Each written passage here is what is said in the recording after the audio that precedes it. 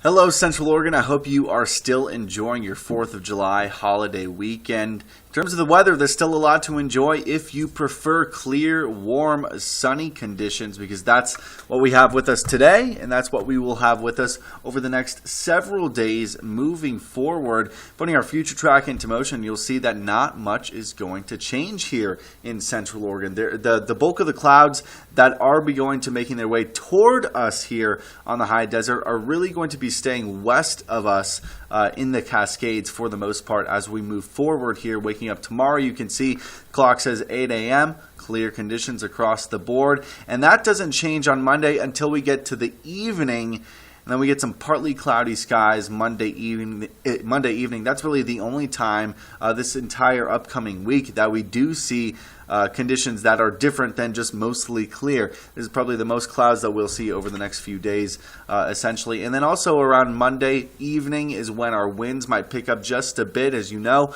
our winds have been fairly calm throughout the day today, especially relatively speaking, considering where we've been over the last few days. Most of our winds are between 6 to 11 miles an hour today and tomorrow. Until we get to Monday evening, we could have some gusts up around 22 miles per hour. Looks like we might see some possibly some rain, some showers in the Cascades as well, not going to be making their way into Central Oregon. It looked like possibly yesterday when we were looking at this map here that Lapine might be getting about a 20% chance to see some showers and thunderstorms on Monday. No longer the case. We are going to be dry moving forward. Mostly clear on Tuesday as well, and that's the same condition that lasts throughout the rest of the day on Tuesday. And on Wednesday, might see some clouds added to the mix as well. Tuesday, do want to mention a bit of a temperature drop before we climb back toward average to finish out the rest of the week. Forecast lows tonight. Most of us scattered in the 40s.